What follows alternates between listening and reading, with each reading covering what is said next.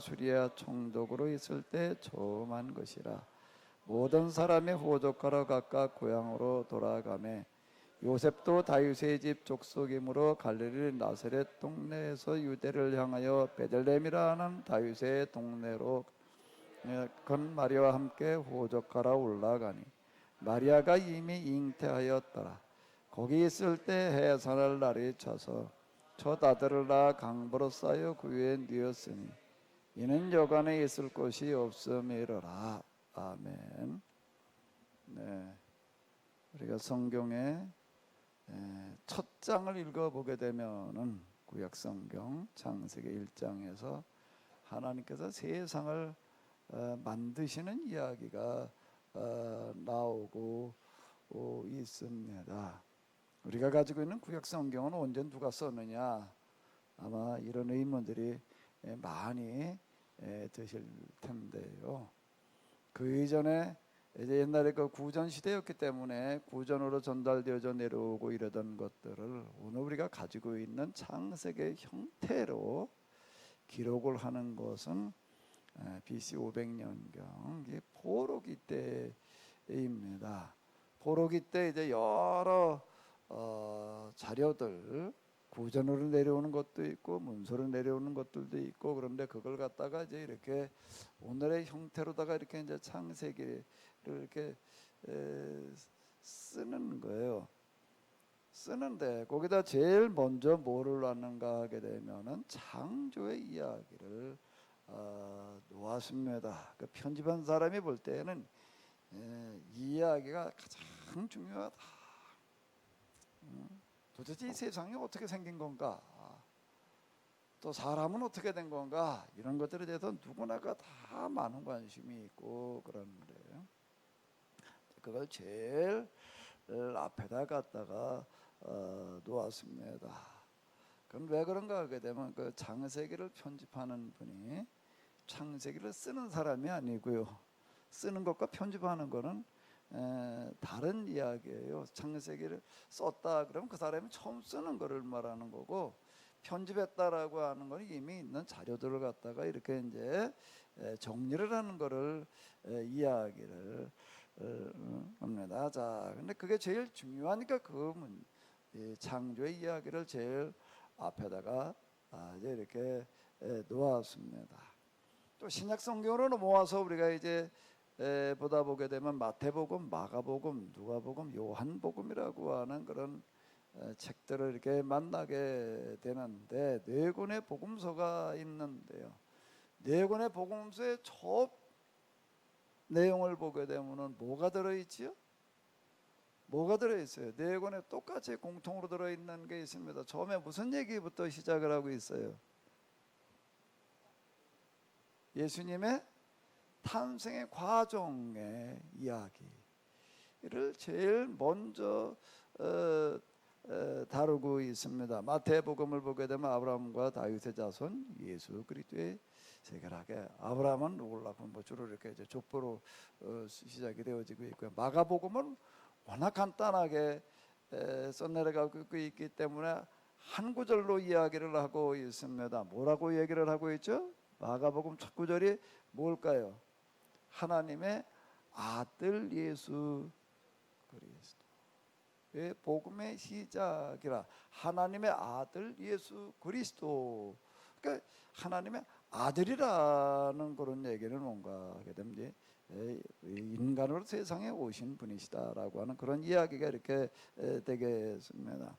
그러니까 누가복음에 보게 되면 예수님의 탄생으로 시작하지 않고 고전에 우리가 지난 시간에 봤던 것처럼 사가랴와 엘리사벳을 비롯해서 몇 사람의 이야기로 시작을 하고 있는데, 그건 또 뭔가 뒤에 지금 오늘 우리가 보고 있는 예수님의 탄생의 그 이야기, 사가랴와 엘리사벳에 이어서 이제 마리아에게 수태고지가 주어지고 그리고 탄생하시는 그런 이야기, 그러니까 그건 첫 번에 나오는 그런 이야기가 되는 거고, 요한복음으로 넘어가면 또 뭐라고 얘기를 하고 있죠?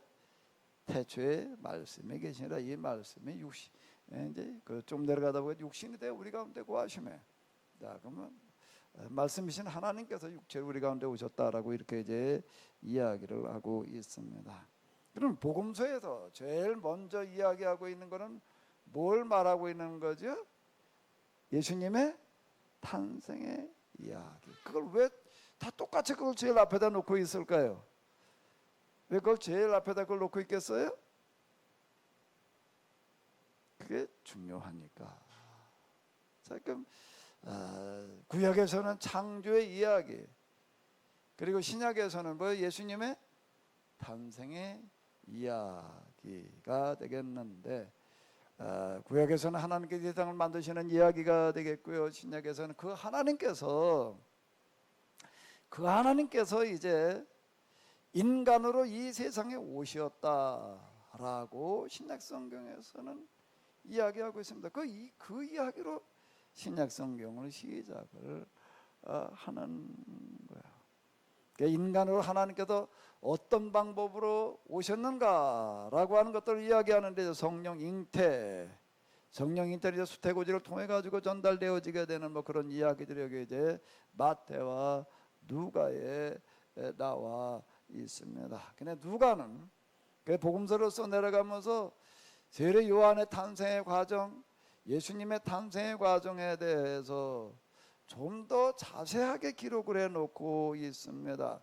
좀 더 자세하게 기록을 해놓고 있는데, 어떤 분이 책을 누가복음을 제가 준비하려고 이 책 저쪽 읽다가 보니까는 뭐라고 이야기하는가 하게 되면은, 누가복음이 없었더라면 성탄절이 없을 뻔했다.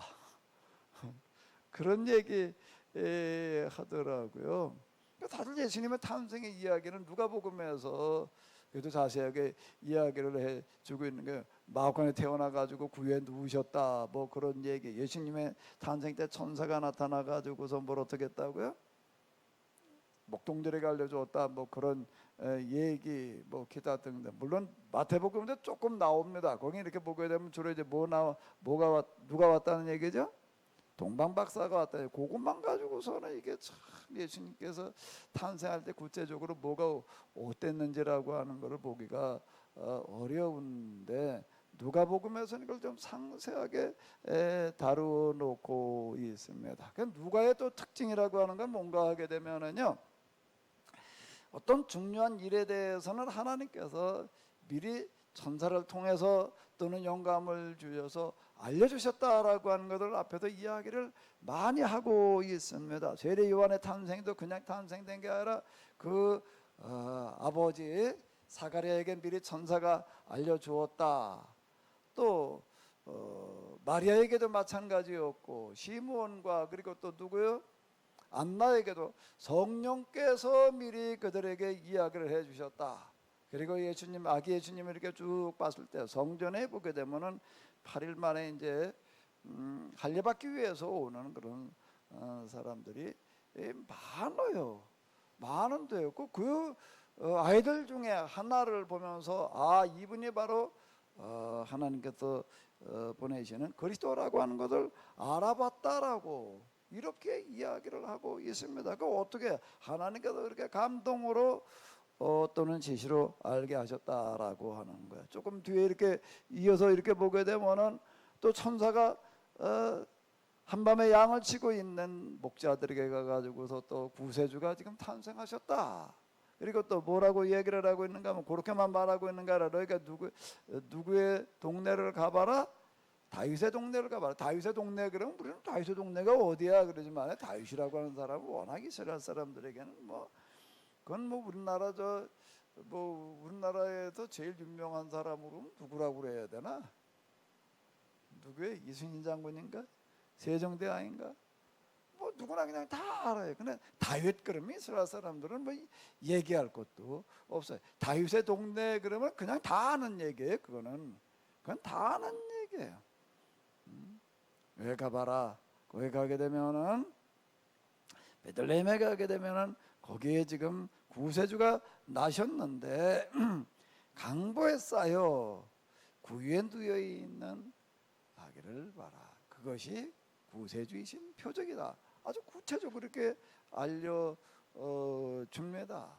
그런데 사실 요 앞에 이런 과정의 이야기들 가운데에도 제일 중요한 이야기일 수 있는 게 있어요. 제일 중요한 이야기일 수 있는 거고, 구약 성경으로 얘기를 한다라고 하게 되면 창조의 이야기, 어쩌면 그보다 훨씬 더 큰 비중을 차지하는 게 있는데, 그게 뭔가 하면 하나님께서 인간으로 이 땅에 오시는데, 오실 뭐 잉태되는 그런 과정에 대해서는 천사가 미리 알려줬다, 당사자에게 그걸 알아야 되니까 알려줬다라고 이렇게 얘기가 되고 있는데, 뭐가 사실 그 중에서도 제일 중요할 수 있는가 하면 탄생의 시기, 탄생의 자리, 이런 것들, 어디서 어떻게 태어나실 거냐라고 하는 그 부분이 사실 굉장히 이거는 중요한 겁니다. 그런데 누가는 아주 세밀하게 이제 이렇게 자료를 이제 준비했다, 수집했다, 이렇게 얘기를 하고 있는데, 도대체 예수님께서 베들레헴에서 태어나시게 되는데 어떻게 베들레헴에서 태어나셨는지, 또 어떤 모습으로 태어나셨는지, 이런 것들을 추집을 해보니까 뭐라고 이야기를 하고 있는 거지요? 여기 이렇게 보게 되면은 이렇게 얘기를 하고 있습니다. 이건 전에도 제가 한번 말씀을 드렸던 것 같은데요. 자, 한번 읽어보세요. 그때 가이사 아구수도가 영을 내려. 아구수도라고, 가이사가 시죠. 이제 이렇게 보통 번역을 해놓고 그러는데, 그럼 이스라엘의 왕도 아니에요. 이스라엘의 왕도 아니고 어디의 황제죠? 로마 제국의 황제예요. 아니, 로마 제국의 그 당시에는 뭘 하고 있었는가 하면 이스라엘을 식민 지배하고 있었어요. 어떻게 보게 되면 원수라고 얘기할 수가 있는 그런 나라인데, 우리나라가 일본의 식민 지배를 받고 있다 그럴 때 일본 왕 그러면은 우리가 어떤 느낌을 받았어요? 우리가 신약 성경에다 만나고 있는 열심당원이라고 하는 사람들이 있는데, 그 열심당원들은 어떤 사람들인가 하게 되면은 뭐 이렇게 열심이란 말을 갖다 붙여놔가지고 번역을 했는가라고 한다면, 품속에다 항상 칼을 품고 다니는 사람들이에요. 칼을 숨겨가지고 다니는 사람들이에요. 그 뭐 하려고 칼이 뭐 이런 조그만 칼, 뭐 이걸 말하는 게 아니라 단도, 짧은 칼, 그건 전장에서 쓰일 수 있는, 물론 장도가 있고 단도가 있는데, 단도를 큰 칼은 숨겨가지고 다닐 수가 없지요. 그러니까 이제 작은 칼, 한자쯤 되는 이런 정도 칼을 갖다가 품속에다가 감춰가지고 다니는 사람이라고 하는 그런 뜻입니다. 왜 감춰가지고 다니는가 하게 되면, 어딜 지나가다가 죽일 사람이 있기 때문에 그러는 게, 누굴 죽이려고 그랬느냐라고 한다면은, 한적한 곳에, 사람들 보는 데서는 어떻게 할 수가 없으니까 한적한 곳에도 누구를 만나면요, 로마인을 만나게 되면은 찔러 죽이려고 가지고 다니는 사람들이. 왜? 로마인은 왜? 그 사람들 뭐 하는 사람들이니까, 우리나라 지금 식민 지배하고 있는 그런 원수니까, 이런 얘기. 그게 그 사람들을 열심당원 이제 이렇게 이야기를 하는 건데, 그 시저 가이사라는 사람은 바로 이런 사람을 말하는 거예요. 우리가 일본 이 식민 지배를 받고 일본 왕이 무슨 명령을 내렸다 그러게 되면은 할 수 없이 하긴 해야 되겠지만, 그걸 어떻게 받아들이겠어요? 근데 이건 누구의 영이에요? 누구의 영이라는 거예요? 가이사 아구수도의 명령이에요. 그게 무슨 명령인가 하게 되면 뭐 좋은 뜻으로 내린 명령도 아니에요. 이게요, 호적을 하라는 얘기는 무슨 얘기가 되는가 하게 되면, 세금을 걷기 위해서, 또는 뭔가 하게 되면 군대에 소집하기 위해서. 옛날에 인구조사를 한다라고 하는 것은 오늘 같으면 그냥 우리나라 도대체 백성이 다들 몇 명인지 우리가 좀 숫자를 파악하기 위해서 이렇게 생각되어지지만은요, 호적을 한다, 인구조사를 한다라고 하는 건 백성들이 아주 싫어하는 거예요. 구약 성경에 보게 되면 무슨 얘기가 나오는가 하면 다윗이 인구조사하다가 무슨 전염병 퍼져가지고서 뭘 어떻게 했다는 그런 이야기가 이제 이렇게 나오고 있습니다. 다윗이 인구조사를 하려고 그러니까는요, 다윗에 아주 충실한 그런 군인들이 있었는데 이 사람들 다 반대하는 거예요. 인구조사한다라고 하는 그런 거. 왜 그런가?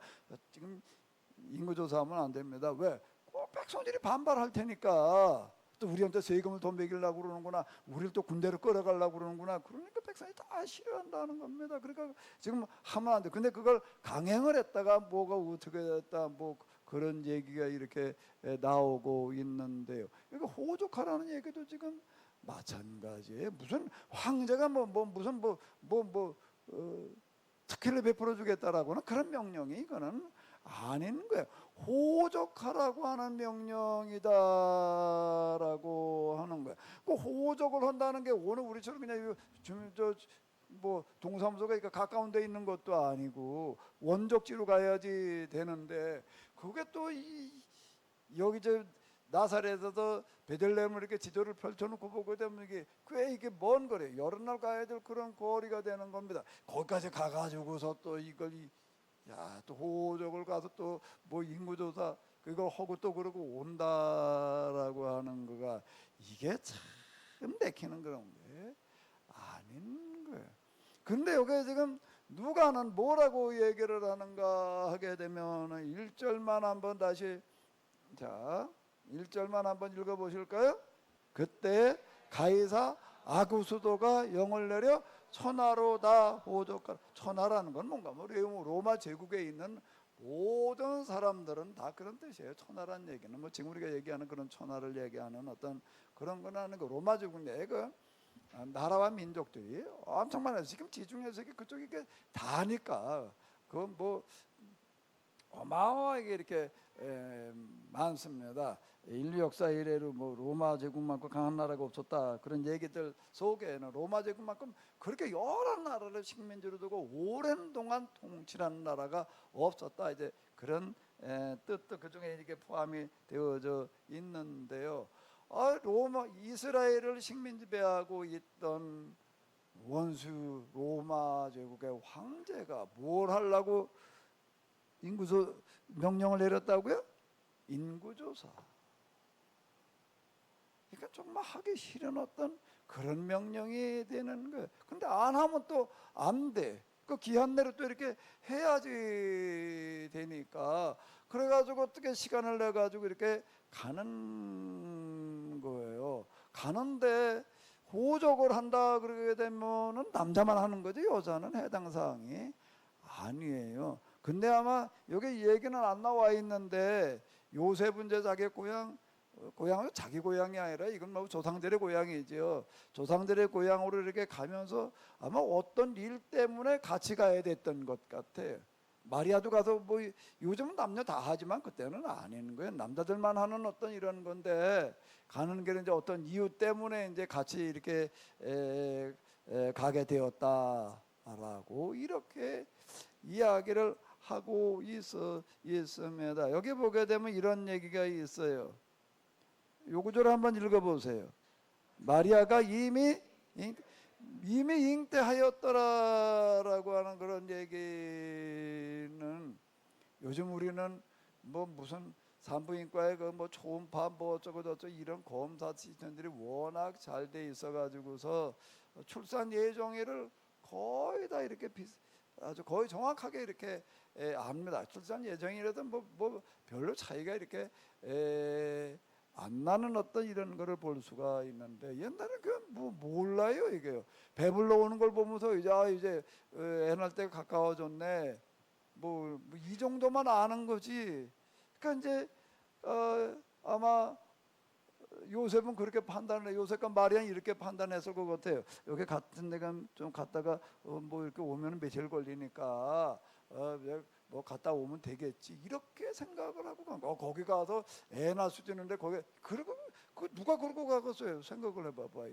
그 만삭이 된 몸을 가지고 어디 딴 데 가도 애를 낳아가지고 어떻게 하려고 그거를요?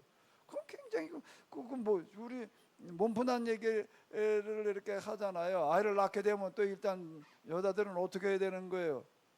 뭘 해야 되죠? 몸조리를 해야지 되는 거죠. 근데 어디 먼 길을 갔다가 그걸 어떻게 하려고 거기 가가지고서요.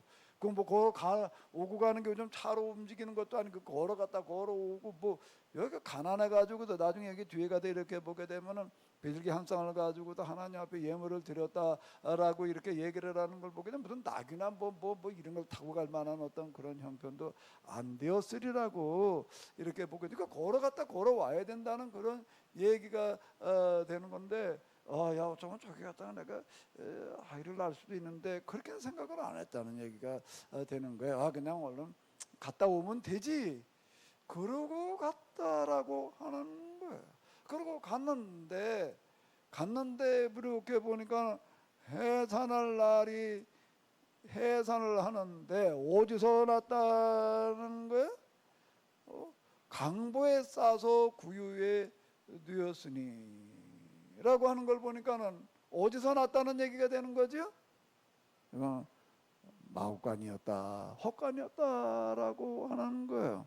거기를 가기는 갔는데 아마 요셉은 또 특별히 아는 사람도 없었던 것 같아. 가까이 아는 사람도 그 자기 고향이 아닌 거예요. 조상들의 고향이지.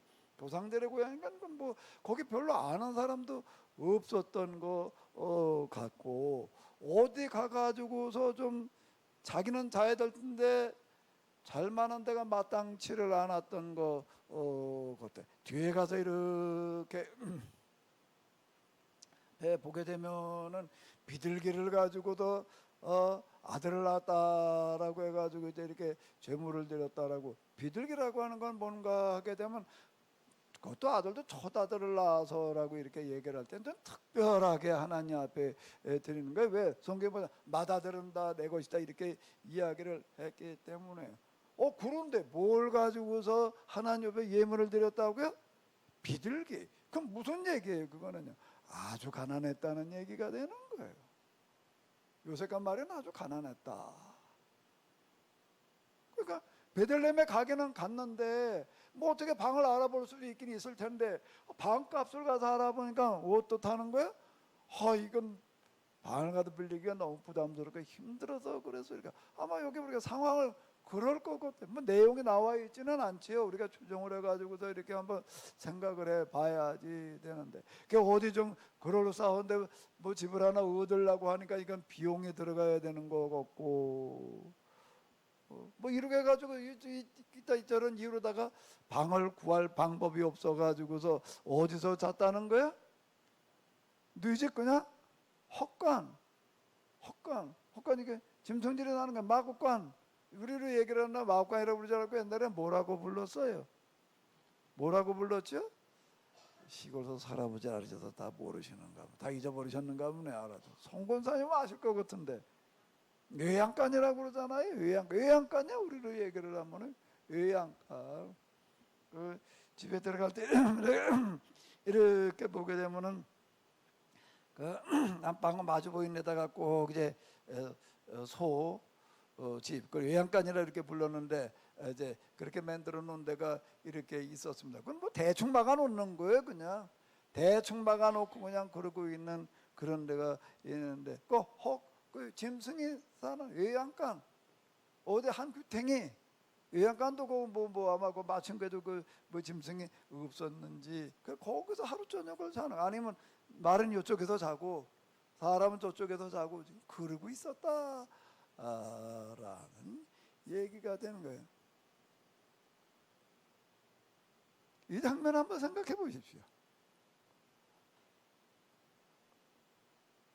그리고 거기서 그냥 오늘 저 하루 저녁 자지. 그런데 그 밤이 무슨 밤이었다는 거예요?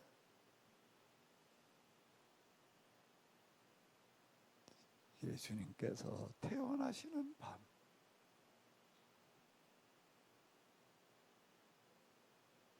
다른 거는 다 미리 알려주셨는데 여기 다 알려주신 얘기들이 나오고 있는데 그런데 뭐는 알려주질 않으셨는가 하면 예수님의 탄생의 시점 시기 어디서 어떻게 하나 그거는 안 알려주셨다라고 하는 거예요. 그거는 안 알려주셔서. 근데 누가는 그걸 어떻게 하는 거? 그냥 뭐 베들레헴에 갔다가 그렇게 쓰지를 않고 뭐라고 시작을 하고 있죠? 그때 가이사 아구스도가 영을 내려 라고 이렇게 누가는 이렇게 지금 써내려가고 있는 거예요. 하나님의 음성이 성령을 통해 가지고 천사를 통해 가지고 아니면 마음의 감동으로다가 뭐 어떻게 다 이렇게 되어졌는데, 그런데 예수님께서 태어나실 때 그 장면은 무엇을 통해서 명령이 왔다는 거예요? 무슨 명령이라는 거예요? 자기 나라를 식민지배하고 있는 그런 로마 제국의 황제 명령도 좋은 명령이 아니야. 구족하라라고 하는 그런 명령은 백성들의 입장에서는 가장 부담스럽게 느껴질 수 있는 그런 명령에 따라서 정말 가고 싶은 걸 가는 게 아닌 거예요. 뭐 몇을 갔다 오려면 이것도 그렇고 이게 뭐 여러 가지로 정말 안 갈 수 없어가지고 할 수 없이 갔다가, 그리고 거기에도 그냥 하루 저녁 이제 자고 올라오고 그냥 그러고 갔다가, 그런데 그날 예수님을 낳게 되었다. 누가는 예수님의 그 탄생 과정 기타 등 어릴 적 이야기, 뭐 성전에 올라가셨다가 그 다 누가가 기록으로 해놓은 거예요. 시몬을 만나고 안나를 만나고, 그리고 이제 또 소년일 때 올라가셨다가 하는 거기서 또 이렇게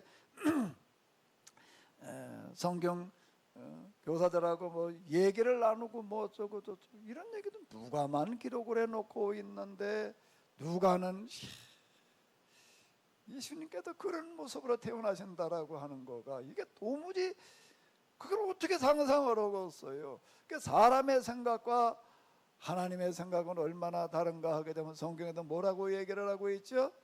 하늘과 땅이 먼 것만큼 너희의 생각과 내 생각은 다르다, 이렇게 기록을 하고 있습니다. 사실 그래요. 그런 게 너무 많은데요. 주 예수님께서 이런 곳에서 이런 모습으로 마구간에서 태어나셔서 이런 데서라는 거, 마구간 이런 모습이라는 게 뭔 얘기예요? 아이를 낳아서 이걸 어쩌면 누워놓게 놔야 되겠는데 그냥 맨 땅에다 놓을 수는 없고, 보재기도 아마 무슨 뭐 특별히 뭐 포대기를 준비를 해가지고 갔던 것도 아닐 것 같아요. 그 먼 길 가려면 옛날에 다 그걸 뭘 들고 가거나 짊어지고 가야지 되는데, 그 먼 길 갈 때에는요, 우리가 조그만 물병 하나 들고 가는 것도 그거 굉장히 그 부담. 요거 조금 가는 거는 괜찮은데요.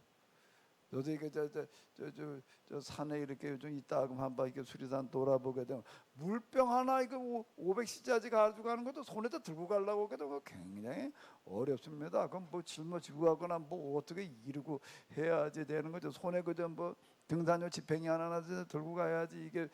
이거 한 10km 뭐 한 3-4시간을 이렇게 산을 걸어 보니까는요, 그게 지팡이 외 딴 거는 뭐든지 다 이게 부담스러워요. 근데 이건 며칠을 가다 며칠을 와야 되는 그런 먼 거리에 꼭 필요한 거 아니면은 가지고 갈 수가 없는 그런. 그럼 거기 갔다가 아이를 낳을 수도 있으니까 미리 준비, 그게 없었다는 얘기가 되는 거예요. 그러니까 아무 준비 없이 그냥 간 거예요. 그 한밤중에, 그 낮에도 아니고 밤에, 남자는 밤에 아이를 낳았으니 이거를 뭐 어디 가서 뭘 어떻게 구했을 거예요. 그러니까 예수님을 낳아서 싸긴 싸야 될 텐데, 뭐 보자기가 있어야 될 텐데, 포대기가 있어야 될 텐데, 아마 다른 물건을 뭘 싸가지고 갔던 그런 포대기 가운데 하나를 가지고, 그 중에서 그 좀 나은 거를 하나 골라가지고,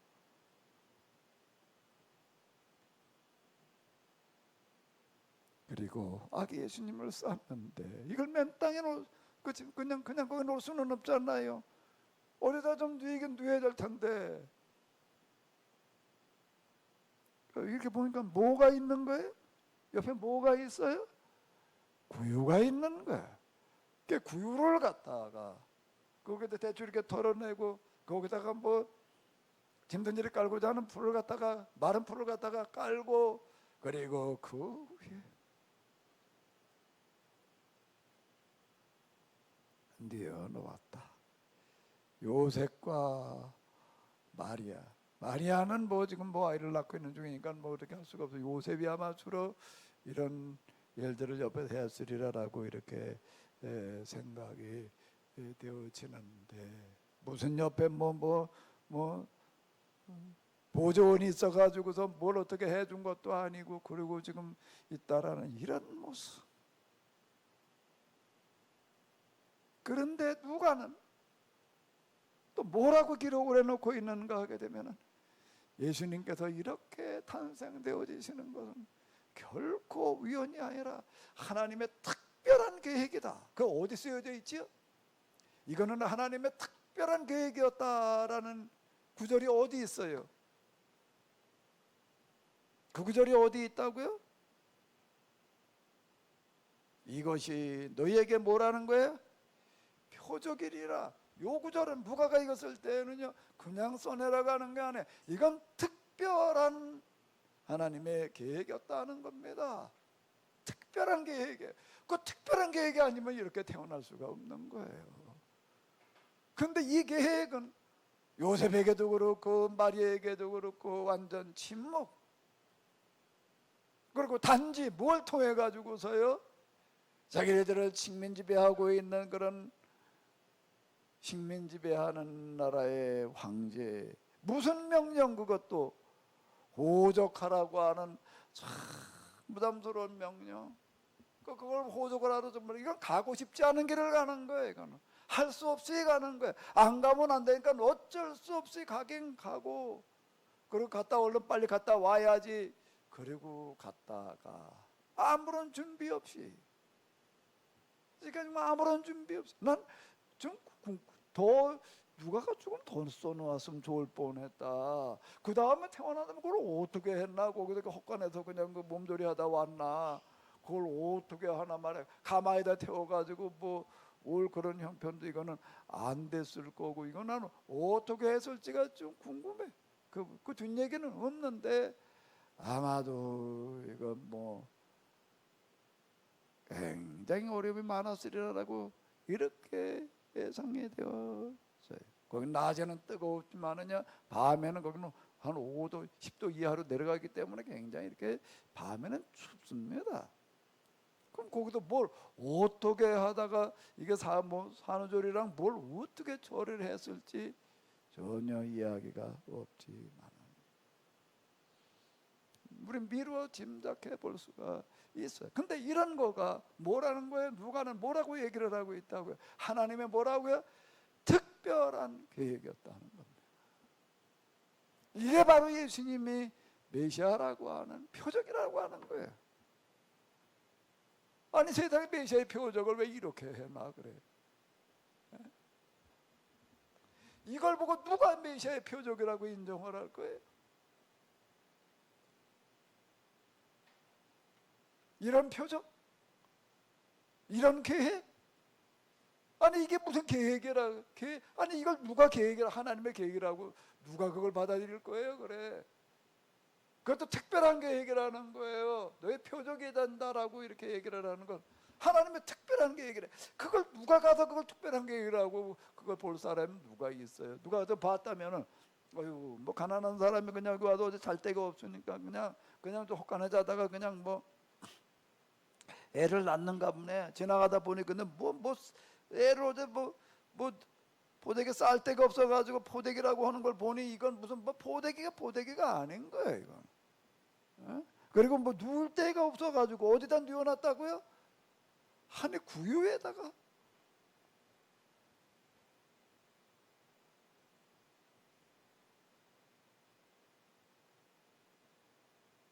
누가는 눈이 예리한 사람이야. 누가는 절대 평범한 사람이 아닙니다. 사도 바울이 누가를 처음 만났을 때 누가는 유대인이 아닌 게 이방인이에요. 지난주에 내가 말씀을 드렸지요. 사도 바울이 누가를 보고 깜짝 놀랐다는 거예요. 왜 놀랐는가 하게 되면 다 사람 알아보는 것도 자기 수준에서 알아보는 건데요. 자기 수준에서 알아봅니다. 맨날 술 좋아하는 사람은 어떤 사람은 딱 보면 알까? 술 친구는 딱 나하고 술 마실 사람이네 그러고 아는 거고. 노름 좋아하는 사람은 노름 친구를 알아보는 거고요. 사도 바울이 누가를 보고서 한눈에 알아봤다는 겁니다. 그렇게 평생 동역자가 되는 거예요. 뭘 알아봤다라고 거기 전해지는 이야기에 나오는 건 누가복음 내가 내려가다 보니까 어디 뭐 이거저거 읽다 보니까 그런 얘기가 있더라고요. 바울이 누가를 처음 만났을 때 뭘 보고 놀랐는가 하게 되면 그 사람이 너무 박식하다라고 하는 걸 보고 놀랐다라고 하는 거야. 그 시대가 배출한 최고의 지식인이에요. 최고의 지식. 그리고 아주 통찰력이 굉장히 예리한 사람입니다. 누가복음을 써놓은 걸 보게 되면은 그래요. 근데 그 사람, 그런 누가는 뭐를 지금 주목하고 있는가 하게 되면 뭘 주목하고 있는 거죠? 이게 하나님의 특별한 계획이었다. 하나님은 이런 방식으로 일하시는 분이 있다. 어디도 그런 얘기가 없어요. 누가복음 1장 1절에 보게 되면은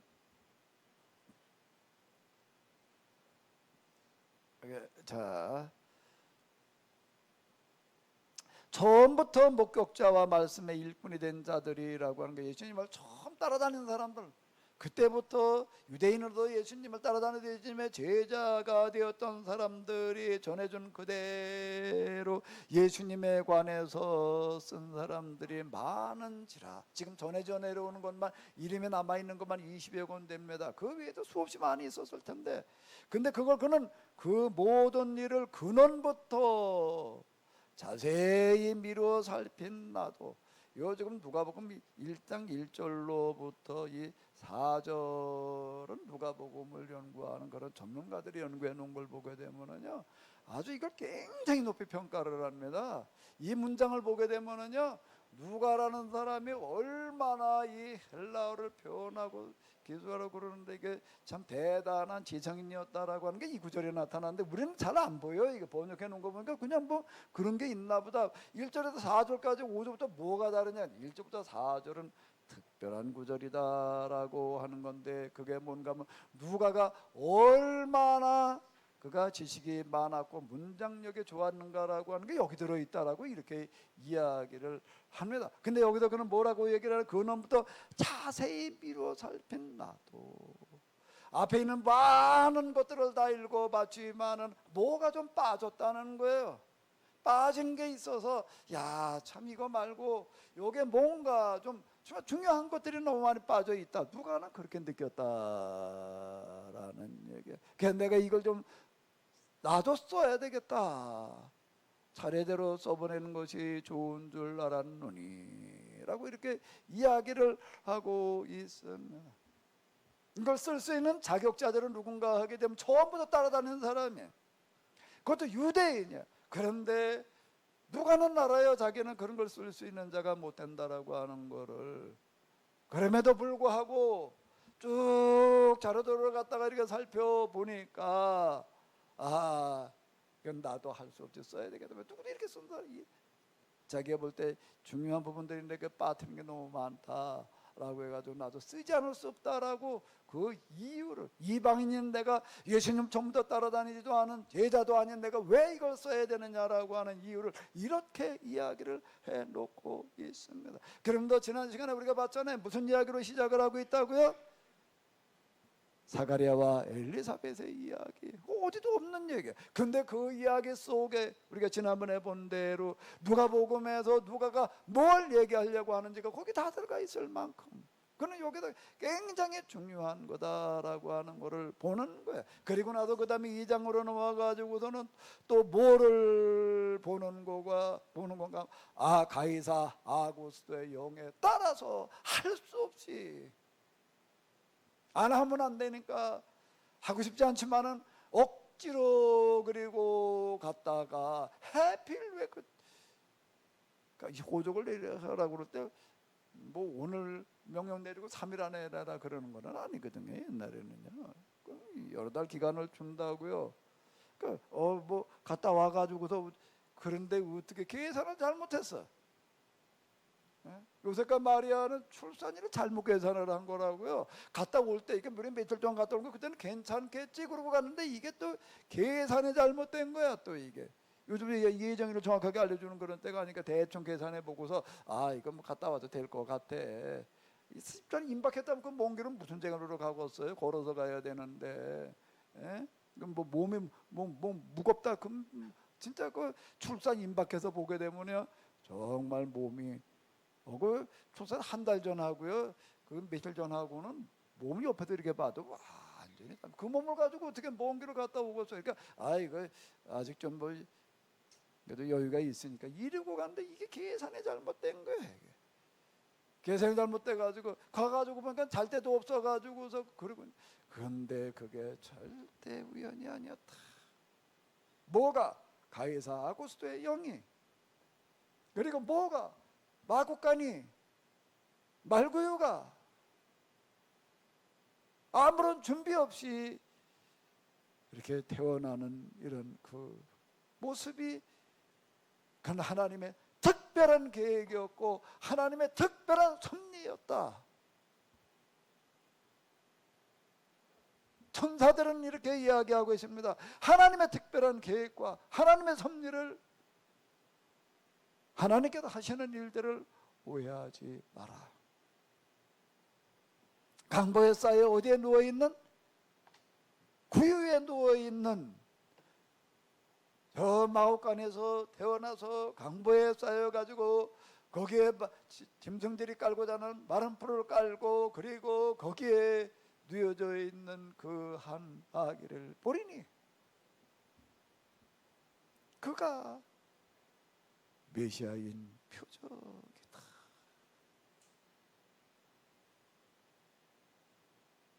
하나님의 표적을 하나님의 특별한 계획을 하나님의 특별한 섭리를 이렇게 만나고 싶은 사람이 있을지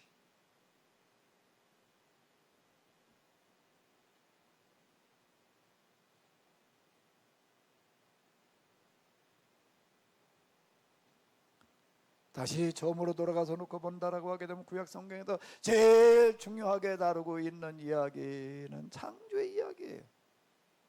신약 성경으로는 목자 예수님의 탄생의 이야기. 다 탄생은 나름대로 얘기를 하는데 누가는 그 중에서 뭐가 중요한가라고 할 때 이게 중요하다는 거예요. 가이사 아구스도의 영 그리고 마국간 구유 거기에 누워 계시는 모습. 가이사 아구스도의 영이 그 부담스러운 영이 그 싫은 그런 명령이 거기에 하나님의 섭리가 들어있다는 걸 어떻게 우리가 받아들여요?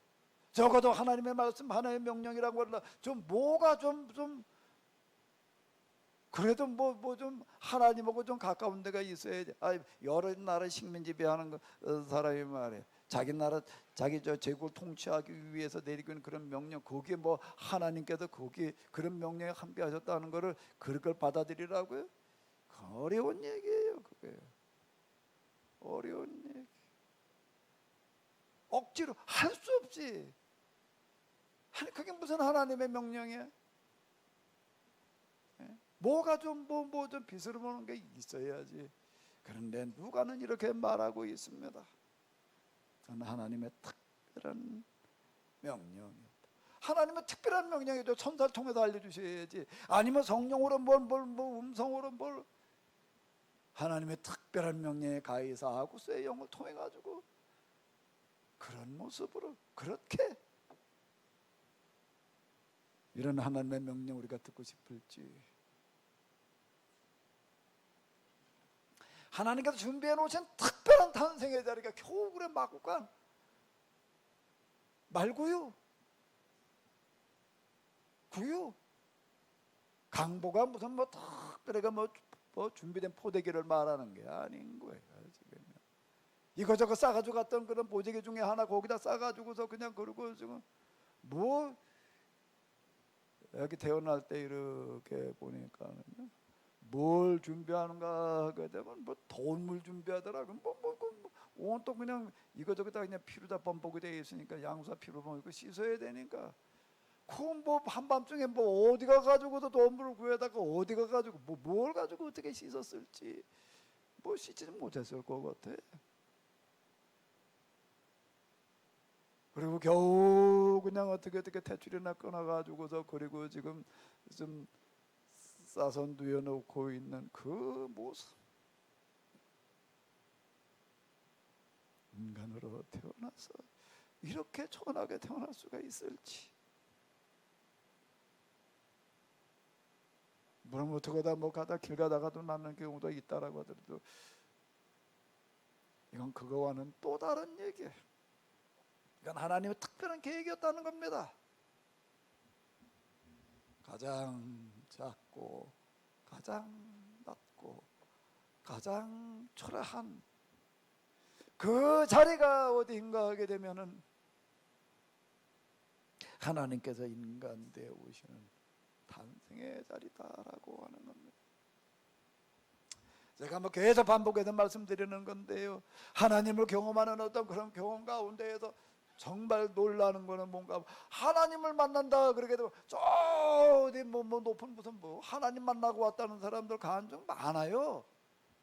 그렇게 가보고 무슨 무슨 꽃밭이 어떻대나 무슨 보석이 어떻대나 무슨 빛이 어떻대나 다 뭐다 하나님 무슨 보좌 위에다 무슨 음성이 들려오는데 뭐 어쩌고 저쩌고 무슨 입신을 했대나 뭐 어쨌다나 해도 하나님 보고 왔다는 사람 다 그렇게 얘기하더라고요.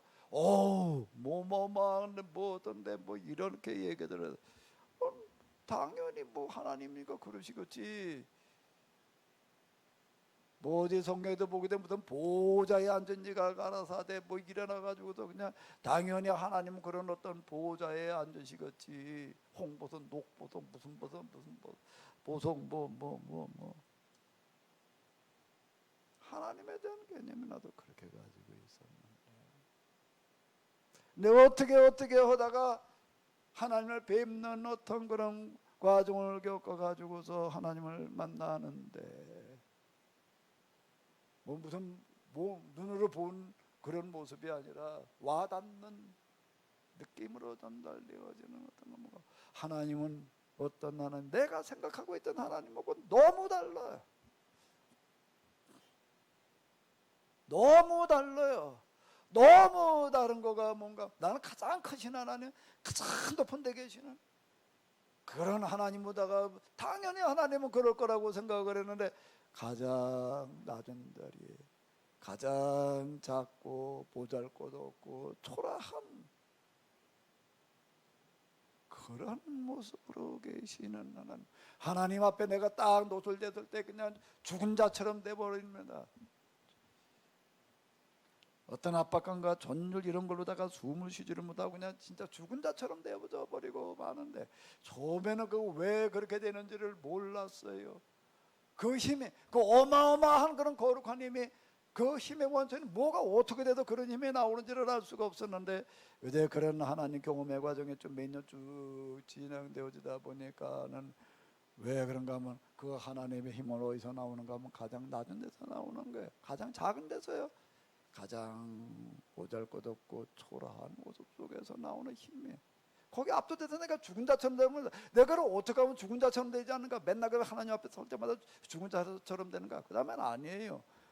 그 다음에는 아주 편해져요. 어떻게 되면 그럴까? 내 마음이 하나님 수준으로 작아지고 낮아졌을 때 그 높아지면은요 그냥 무슨 꼬꾸라지고 자식 올 것도 없이 그냥 태풍에 먼지 날아가듯이 그냥 날아가 버리고 마는 겁니다. 하나님 앞에 갈 때는 가장 작은 자세로 낮은 자세로 사람이 가질 수 있는 가장 낮고 가장 작은 마음, 몸의 태도로 얘기를 한다면 가장 낮은 자세, 몸의 자세도 그래요. 기도할 때 제가 말씀드리죠. 여기 뭐 산에 가가지고 제가 좀 몇 달 기도하러 다니는데 어떻게 되더라고요. 나도 모르게 어떻게 되더라. 내 몸이 그냥 앉아 있을 수가 없이 되어져 버리고 말더라. 어떻게 방석을 하나 들고 가가지고 어디 방석도 빼버리고 뭐 옷까지 벗을 수는 없으니까 그냥 몸이 이렇게 앉아 있을 수가 무릎 꿇고 있는 무릎 꿇고 그냥 이렇게 상절 세우고 있을 수가 없어가지고 그냥 엎드리는데 어떻게 엎드리는 자세 가운데 제일 낮아져 있는 자세. 제일 낮아져 있는 자세라는 건 뭔가 뭐 얼굴을 땅바닥에다 그냥 땅바닥에 그냥 살짝 댔다는 얘기가 아니고 온 얼굴을 땅에다 갖다 그냥 쳐박고 있지 하면 안 될 그런 자세가 나도 모르게 어떤 힘에 의해서 그렇게 되어지는 거예요. 그걸 처음엔 몰랐어요. 그 힘이 무슨 힘인지를 자석으로 이해를 하면 쉽습니다.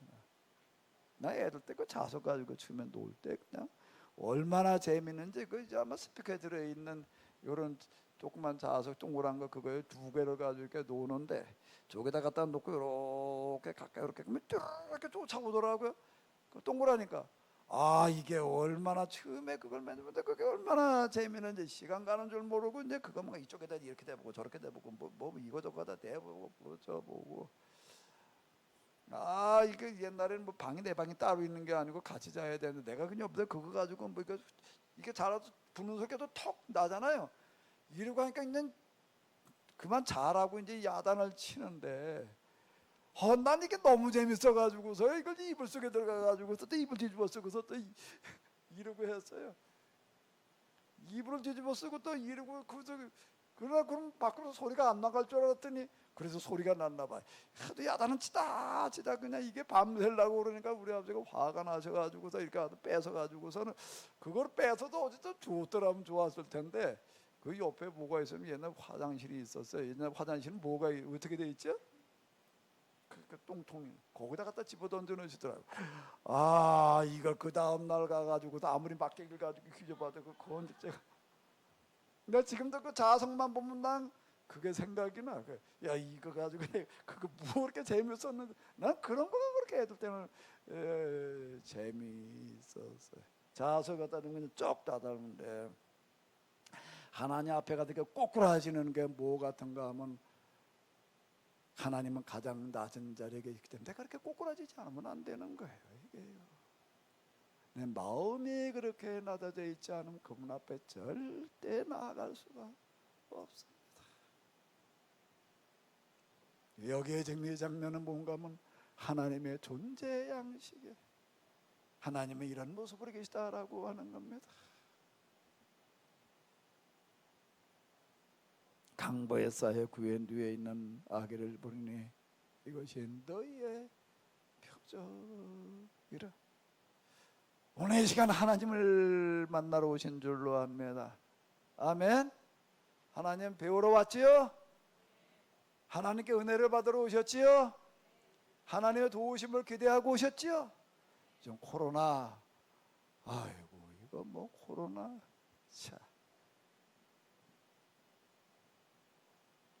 코로나라고 하는 게 뭐 크라운 왕관에서 나온 단어인 것 같은데 이게 뭐 왕관? 무슨 왕관인지 잘 모르겠는데 이게 뭐 코로나 그 바이러스도 문제지만은 바이러스로 말미암아서 오늘 우리를 불편하게 하는 게 너무 많아요. 지금도 다 그냥 마스크 쓰고 앉아 계시려니까 다 힘드시지요? 마스크 이건 뭐 이제 마스크는 입에다 집 바깥에 나가는 순간 마스크를 달고 다니지 않으면 안 되는 시대가 왔습니다. 요즘 여름철이 돼가지고 휴가철이 돼가지고도 어디 저 캠핑장 같은 데 갔다가 뭐 이제 보도 다 보셨을 거예요. 그 밖에니까 그냥 뭐 좀 대충 안 써도 되겠지 그러고 있다가 어떻게 된다? 감염률이 50%예요. 절반 다 걸린다는 거예요.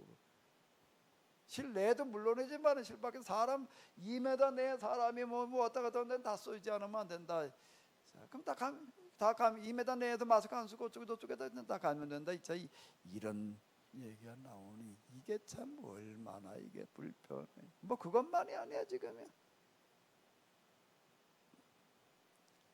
이걸 어찌해야 될지. 자, 이게 뭐 사람으로 어떻게 해볼 방법이 없고 다 하나님께서 함께 하시고 도와주셔야 될 텐데 하나님의 도우심을 다 기대하면서 오셨지요? 아니에요?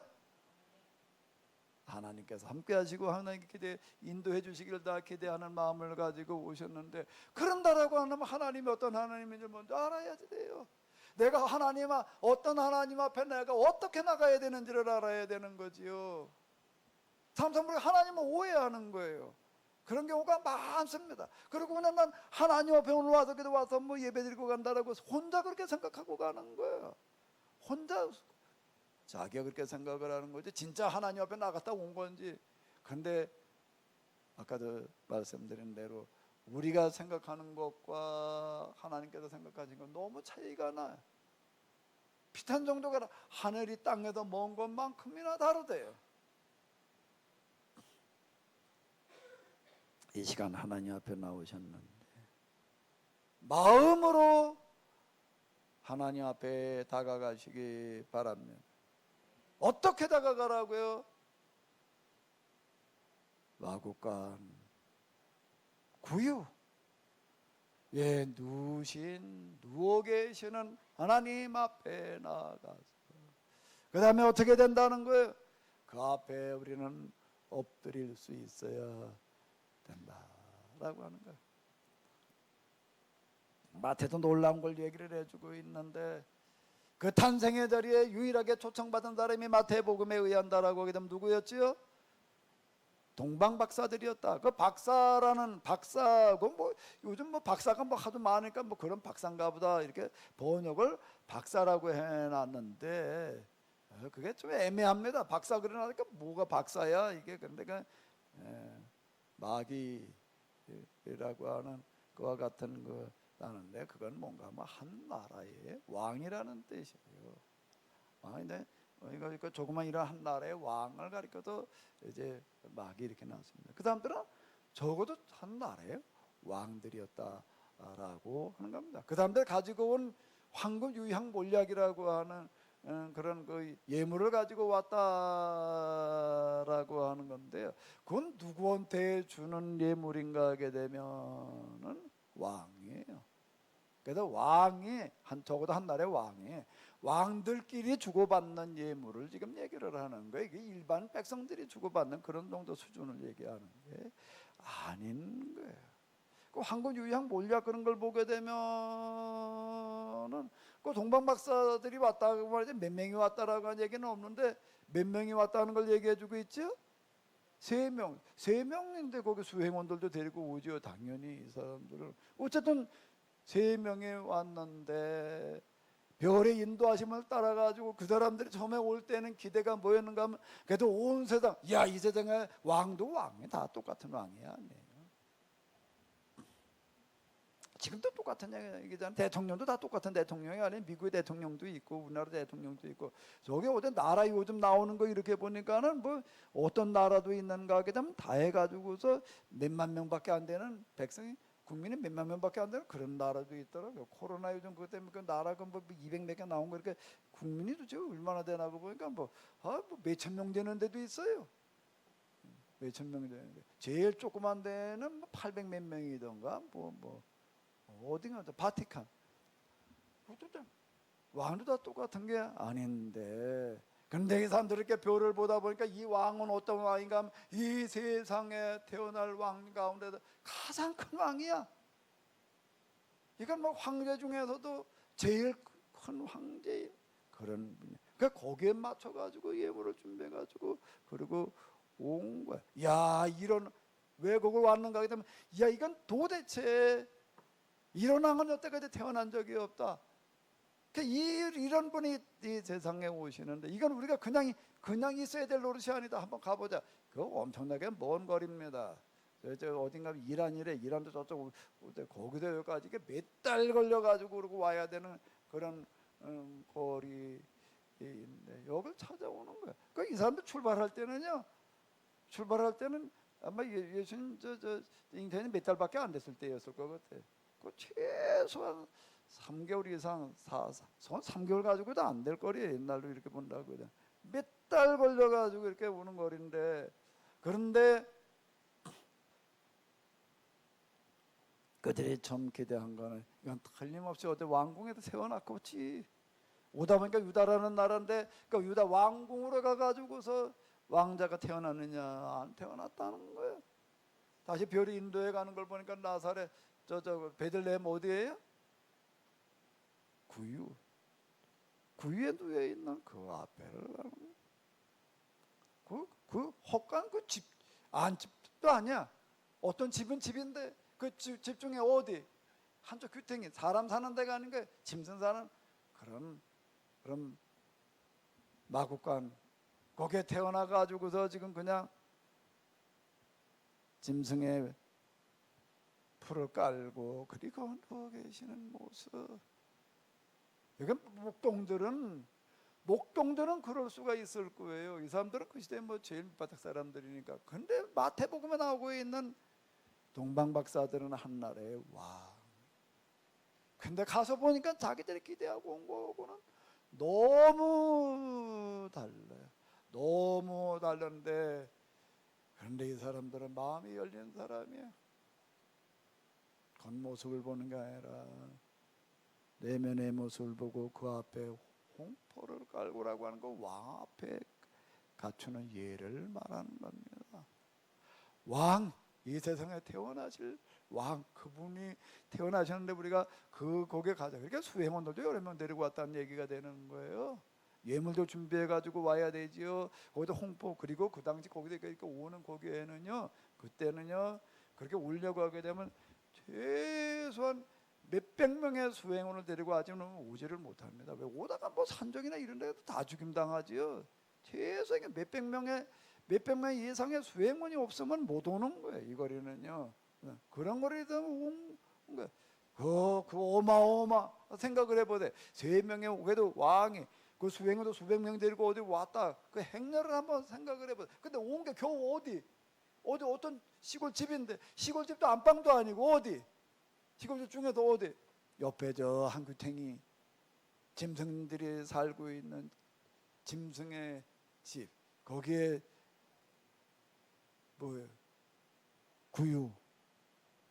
그 구유 앞에 이 세상에 오실 왕 중에 가장 위대한 왕이니까 그분한테 우리가 예를 갖추러 가자 부르고, 그 예를 갖춰가지고 홍포를 깔고, 그리고 거기 엎드려 절하며 황금과 유향과 뭐야,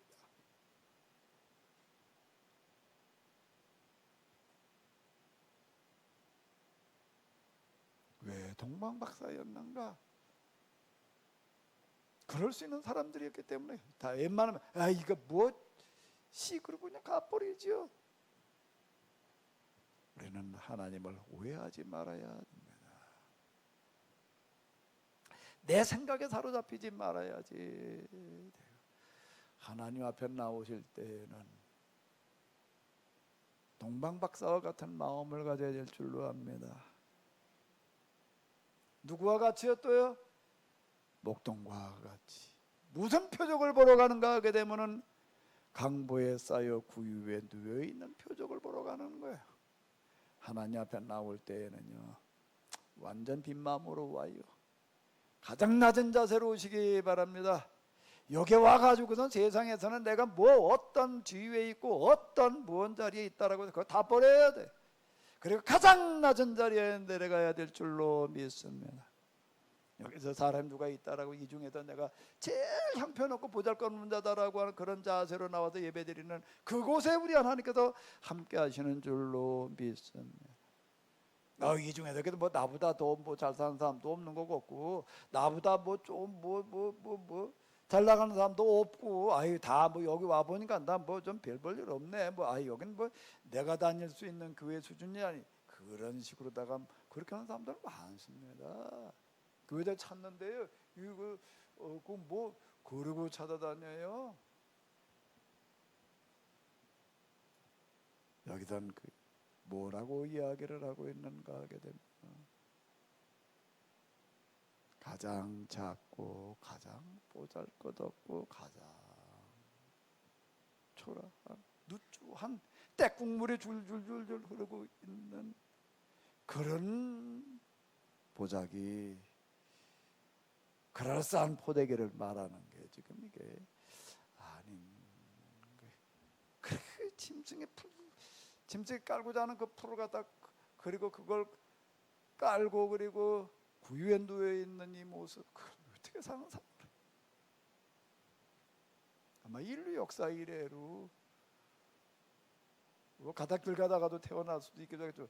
구유에 누워 있는 풀을 깔고 구유에 누워 있는 그런 탄생의 모습이 글쎄 또 있었을지, 그렇게 생각할 사람이 누가 있겠어요? 누가 애를 낳아가지고 그래 구유에 누우겠다고 생각을 어떻게? 이건 마리의 생각이었는지 요셉의 생각이었는지 잘 모르겠는데, 아니 어떻게 그 생각을 했는지. 아마 그럼 뭐 좀 짐승에 풀을 좀 더 갖다가 좀 이렇게 좀 높이 해놓고 그 위에다가 좀 이렇게 쌓아놓고 거기다 누이려고 그랬을 수도 있을 거 아니에요.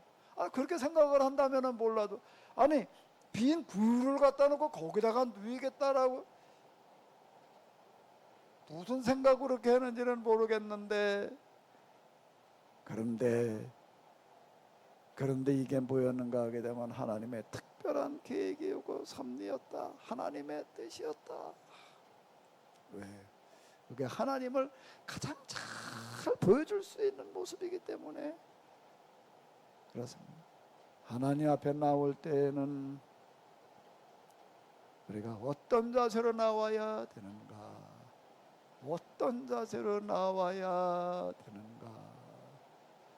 어떤 마음을 가지고 나와야 되는가? 어떤 예배를 드려야 되는가?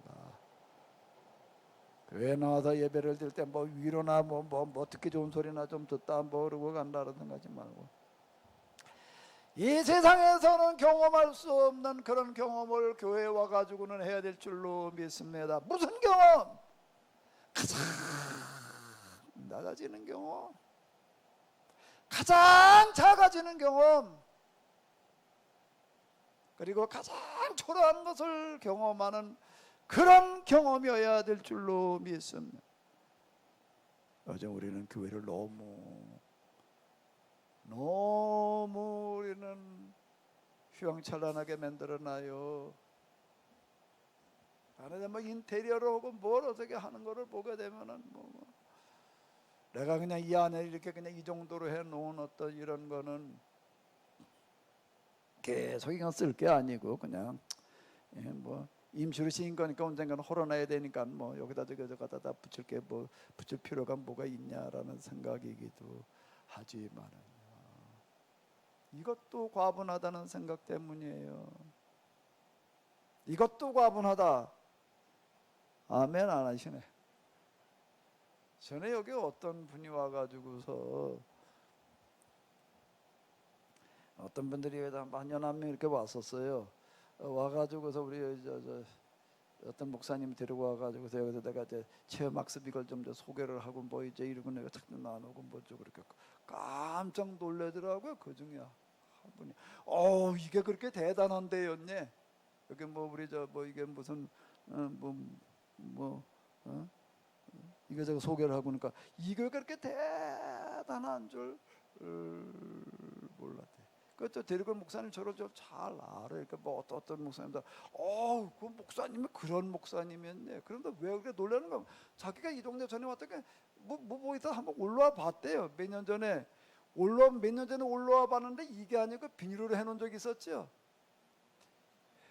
비닐을 해놓은 적인데 그때 와봤다는 거야. 안에 교회를 올라와 보니까는 옆에 뭐 요게 하나 있고, 이게 보니까 교회 같지도 않고 이게 교회인지 집인지 잘 모르겠고, 옆에 보니까 그래도 물 예배를 드리는데 근데 비닐을 갖다가 물 이렇게 씌워놓은 게 있는데 이게 뭘 하는 건가. 그리고 자기는 와가지고 여기는 뭐 교회 같지도 않고 아닌 것 같지도 않고 이단이구나 그러고 갔대. 뭐 이런 데가 다 있나? 이단이라고 그러고 갔다. 근데 와 보니까는 그런 거였냐. 나는 왜 이렇게 비닐을 이렇게 씌워가지고 그리고 그걸 예배당이라 그걸 예배실이라 그렇게 쓰자라고 그렇게 생각을 하고 있는가 하게 되면 그것도 과분하니까. 믿거나 말거나. 그러니까 뭐 목회가 제대로 될 리가 없지. 그리고 뭐 여기 와서 오라 뭐 와서 보니 그런 보험이 좀 나야지. 요즘 목사님들 모여가지고 목회 얘기 많은 얘기들 하지. 목회 세미나 가면 뭔 얘기는 안 나와요. 거기에 하나같이 뭐라고 얘기를 하는가 하게 되면은 우리나라 이게 사람들 수준들이 높아져가지고 교회를 갔다가 하는 인테리어가 그럴 때는 사람들이 어느 교회를 가는가 하면 최소한 자기 집 사는 것보다 나은 수준의 교회당 건물이 갖춰져 있는 데를 가지, 자기 집가 사는 집 수준보다 낮은 데는 안 가려고 그런다는 거예요. 그러니까 저 어떻게 되는가, 최소한 그래도 그 지역을 이렇게 봐가지고 아파트 단지가 있는데 거기에 맞춰서 그 수준에 맞춘 그런 건물 안에 인테리어 그 정도 해놓지 않으면 안 된다. 그럼 완전 정설에 그건 그러니까 다 조그만 거 하나 이제 걸려가지고 해가지고 인테리어 하는데 어디 이렇게 보게 되면 몇 천만 원, 한 3천만 원, 예를 들어 조그만 데 3천만 원 건물을 얻었다 그러면 인테리어 하는 게 그보다 훨씬 더 많은 돈이 들어갑니다. 그렇게 해놔야 된다라고 이렇게 생각. 나는 완전 거꾸로 가. 이거를 내가 최소한 이렇게 해놓고 나가지고 여기를 깔 때도 내가 이거를 여기 좀 번투석에 해놓은 거 이거 어렵겠어요? 이런 걸로 하는 게 훨씬 힘들어요. 이거 찾느라고 내가 엄청 고생했습니다.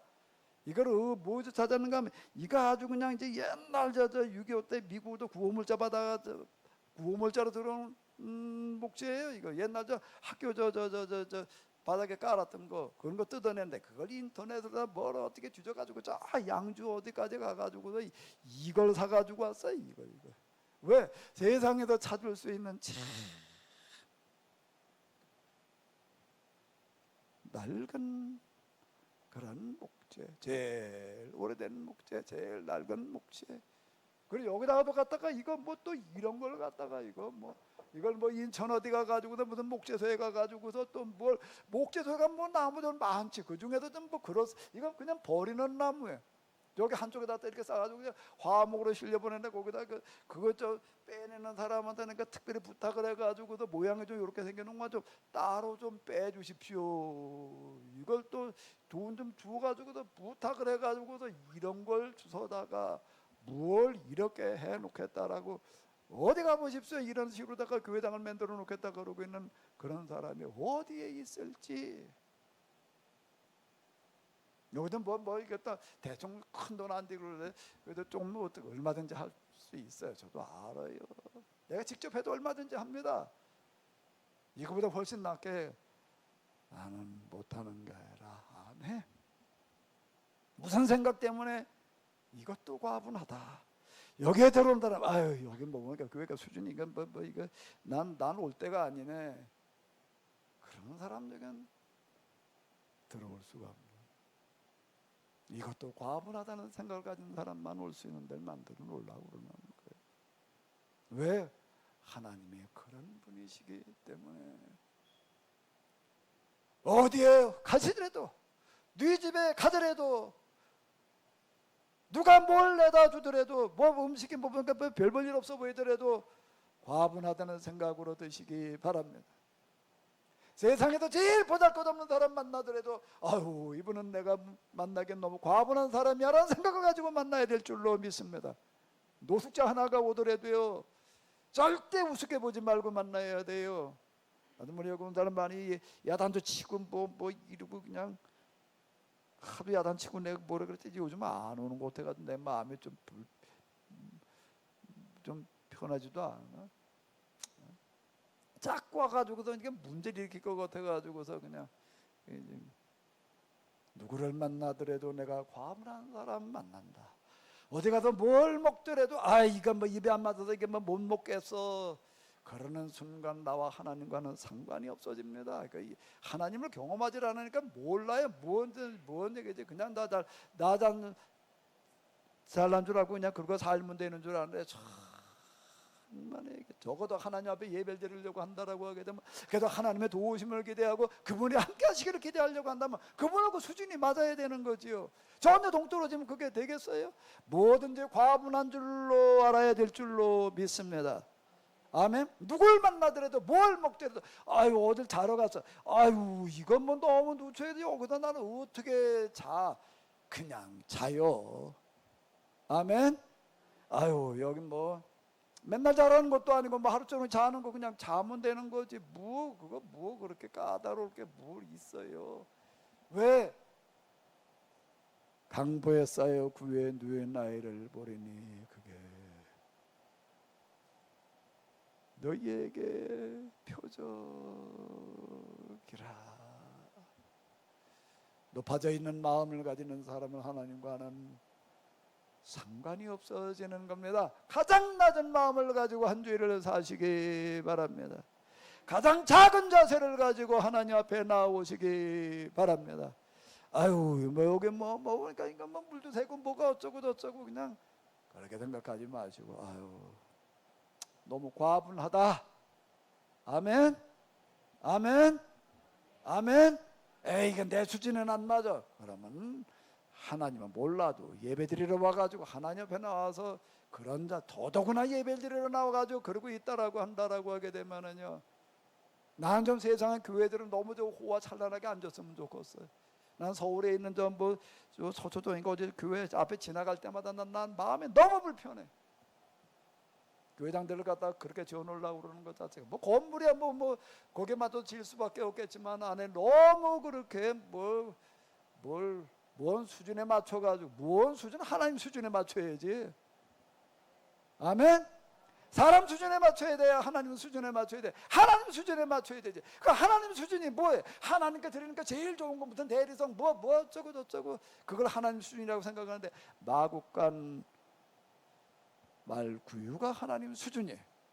근데 우리는 너무 그보다 높아져 있어요. 그러니까 이게 도대체 하나님 만날 방법이 없는 거예요. 맨날 겉돌아요. 오늘 이 시간 나오셨는데 하나님을 만나고 가시기 바랍니다. 하나님의 음성을 듣고 가시기 바랍니다. 이 코로나 사태 무슨 뭐 어디 유럽 어디는 무슨 뭐 또 땡볕이 와가지고서 또 무슨 뭐 뒤어 죽는 데나 뭐 어디 한쪽에는 빠져 죽고 한쪽엔 뒤어 죽고 한쪽에 또 지금 지금 바이러스에 죽어가고 있고 이게 뭔 도대체가 지금 뭐 세상에 지금 뭐 이게 뭐 제대로 돌아가는 게 지금 하나도 없는데 근데 이걸 뭘 어떻게 해야 될 것인가? 하나님밖에는 없는데 그런데 그 하나님이 어떤 하나님인데요? 그 하나님은 어떤 사람을 찾으시는데 어떤 마음에 함께 하시는데 근데 내 마음은 그 하나님 모실 만한가? 내 마음에 관한 하나님 모실 만한 마음이 지금 되어져 있는가? 내려가고 또 내려가고 낮아지고 더 낮아지고 작아지고 더 작아져야 될 줄로 믿습니다. 그 자세로 교회에 나오시고 그 자세로 한 일 동안 세상에 나가셔서 사시기 바랍니다. 거기에 하나님 함께 하실 줄로 믿습니다. 아멘. 그런 줄 꼭 되시기 바랍니다. 오늘 이 자리에 나오게 하신 것을 감사드립니다.